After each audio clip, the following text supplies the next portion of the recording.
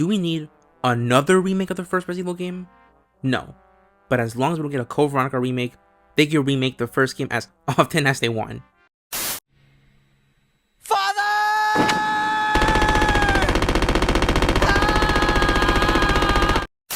Welcome to another episode of Thoughts to Chew On, the show where the chopping block gets fleshed out. Last week there were rumors circulating that a remake of the first Resident Evil game is set to be released in 2026 to coincide with the franchise's 30th anniversary. Usually these rumors will be just that, rumors, but two credible leakers have been used as sources, so this rumor holds more water than a photoshopped image of Joe Valentine from the Resident Evil 3 remake in front of an Unreal 5 render of the Spencer Mansion. I'm so glad that it took a little longer to make this video because someone posted the exact same thing I was joking about, and one of the leakers came out about the rumors. Dusk Golem is one of the most credible Resident Evil rumor machines in the business and was allegedly used as a source for this rumor.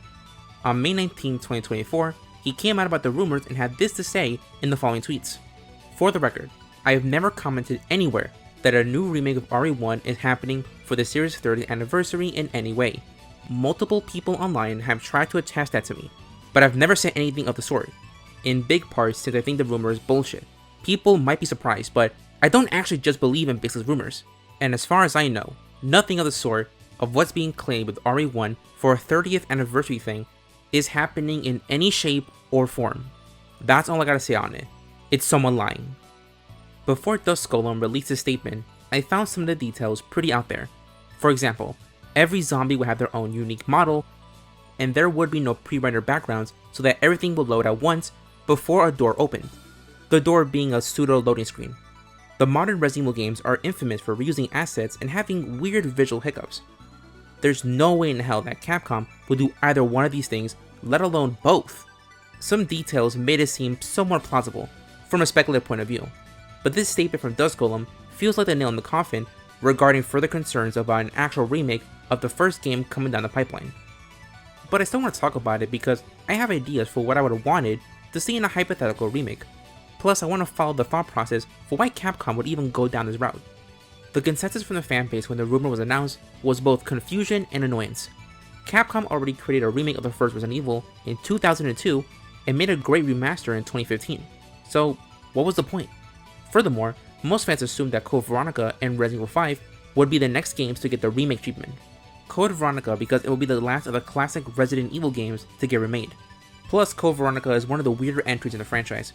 From its out there story, from the game soft blocking you from playing the game your way, so it would have benefited from being given another chance. Resident Evil 5 is a much more recent request, and that's because of the Resident Evil 4 remake teasing it in its DLC separate ways. So in this hypothetical multiple choice question, the first Resident Evil game getting remade again wasn't even on the table, from a fan's perspective. Most would have seen this as Capcom milking the older games instead of focusing resources on newer stories set in the Resident Evil universe. But after some thinking, I came out of this feeling conflicted. Would I have wanted another remake of Resident Evil? No, but I do see the potential in it existing. Hypothetically, and it's mainly from a narrative perspective. The original Resident Evil, and even the remake on the GameCube, came with two campaigns, Chris Redfield and Jill Valentine. They each had their own cast of characters and general similarities between the two, story-wise. The Resident Evil 2 remake kept the two campaigns, but fell through in making them unique like in the original game. So instead of putting two campaigns in this new remake, I was thinking of using a different time Capcom remade Resident Evil as the groundwork. Resident Evil: The Umbrella Chronicles. The Umbrella Chronicles took the first Resident Evil and transformed it into an on-rail shooter, but with a twist on the story. While it is based on the original remake, to its detriment, it placed Chris and Jill together and had them experience the story as a team.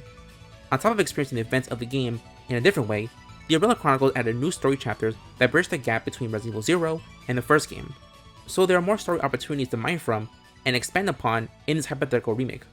The first Resident Evil is full of betrayal and tragedy, so it would be cool to create a remake where we get more time with Alpha and Bravo team to make the impact much more stronger. I'm not saying the original and the original remake, what a mouthful, didn't have moments like that. Lisa Trevor, Itchy Tasty, Richard's death, and Wesker/Barry's betrayal are strong moments. I would just like to see a different take on it. A take that takes some of this and some of that to make a more impactful story. For example, Rebecca's character is inconsistent between 0 and the first game. In Resident Evil 0, you see a timid person go through extreme circumstances and come out stronger. But in Resident Evil, she's much more of a background presence and not at all the same strong person we see in Zero.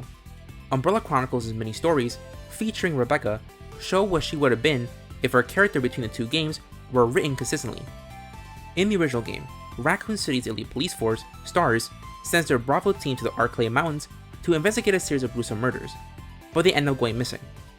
STARS then sends Alpha Team to investigate their disappearance, and then the game happens.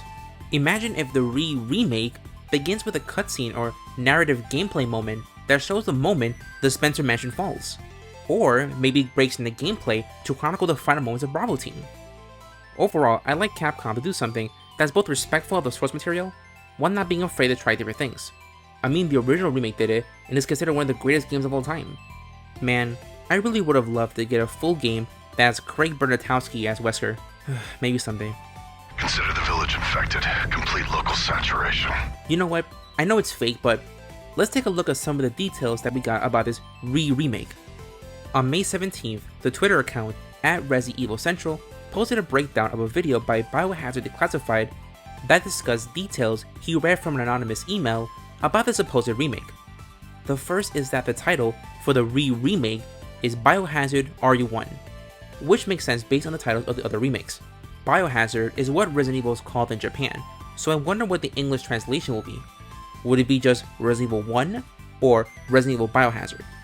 Calling it Resident Evil 1 will be confusing as all hell, but much better than just Resident Evil, or worse, Resident Evil Remake. I already touched on each zombie as unique and no pre-rendered background aspects. This should have been a massive red flag, but hindsight is 2020. The next detail is that the game will be much slower than the Resident Evil 2 remake, and that ties into the fact that the enemies will be bullet sponges. Resident Evil is an intimate game as is, so I would love to see a much slower and methodical version of a game that was already pretty comfortably paced. I wonder if this means that they'll add more story moments or puzzles. Then again, it could be slower because enemies are harder to take down, so by default people will take more time to learn the patterns of the AI. While we don't know if we'll get new enemies, an iconic enemy from the original remake is coming back, the Crimson Heads. In the original game, once you kill a zombie, they stay dead. It made the player decide if they wanted to have a clean area to roam in exchange for their precious ammo, or if they let zombies live and learn how to maneuver around them in exchange for their precious health items. The remake added a monkey wrench by including a newer mutation for the zombies. If you drop the zombie, they will stay down for a while, but when you backtracked, however long later, that zombie can get back up and transform into a stronger version of itself. Zombies shamble towards you in order to grab and bite you. Crimson Heads ran after you and swiped at you with their massive claws. If you decapitate them in their base form, they wouldn't get back up. But if you want to prevent a Crimson Head from coming back, you'd have to burn their bodies, which was another precious resource to keep in the back of your head. It keeps the same dynamic, but cranks it up a notch. This rubs me the wrong way, but not by much. If the base zombies are bullet sponges, then by how much would that translate to Crimson Heads, who are much stronger and faster than normal zombies? How would that translate to resource management? And will that lead to more bullshit deaths? And I can't imagine how they'd be on higher difficulties. That will cause some Hassan Piker levels of anger and frustration.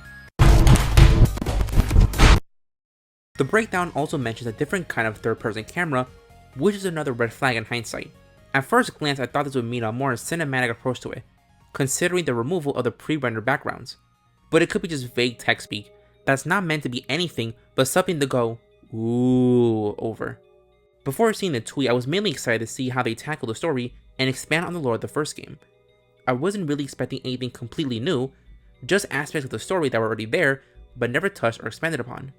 So it was cool to see that the tweet mentions the phrase, RE1 lore will be explored further, but it's fake, or highly improbable, so here lies my hopes and dreams. While Dust Golem slam dunking the rumors into the Shadow Realm shifted the way I wanted to discuss the general rumor and lead details, there's one aspect that hadn't changed much. Why would Capcom go through with this? The release of both Resident Evil 7 Biohazard in 2017 and the Resident Evil 2 Remake in 2019 brought in a new era of popularity for the franchise. These acted as gateway games for people who heard of the games but never took the time to play them. This even extends to people who are too squeamish to play the games. YouTubers and streamers started making content about 7 and the remakes, which captivated a lot of people. Some fans haven't even played a single game, but will watch hour-long multi-part let's plays about it, and that's awesome! Especially with a franchise that doesn't have a consistent playstyle. Resident Evil 0 to 3 have fixed camera angles and tank controls, Resident Evil Code Veronica has tank controls but uses real-time 3D environments. Resident Evil 4 through 5 have tank controls but operate from an over-the-shoulder camera angle. Resident Evil 6 is a typical third-person shooter, and that's all I'll say about Resident Evil 6. Resident Evil 7 through 8 are first-person shooters. So you could argue that a new Resident Evil remake could be made to move away from tank controls and have 1 through 4 be modern third-person shooters. This sounds stupid, and if Capcom thinks, or has thought this at one point, they don't have faith in their player base, old and new. But I've been a fan of Resident Evil since the 5th grade, so maybe I'm a bit biased. Maybe new fans would rather watch cutscenes from the older games than actually experience them themselves because of tank controls. I mean, Capcom themselves have refused to make and release a classic collection of the older games and would rather push their remakes to new fans. But that ends this mess of jumbled thoughts about the possibility of another remake of Resident Evil. But I'll leave you all with this question, and you can comment your answer under the pinned comment. Do we need a Resident Evil remake in 2026? Thanks for watching. If there are any topics you want me to cover in the next Thoughts to Chew On, let me know in the comment section below. And if you liked the video and want to see more, consider leaving a like and subscribing to the channel. I'd like to thank my patrons, Leocrid, RetroRoy, Hack13, Neosai, Burbsai, the channel with the freakishly long name, and Hachi, for supporting the channel, and for $1 a month, your name will show up right here on top of early access to new videos. Love you guys, and shamalamoomoo.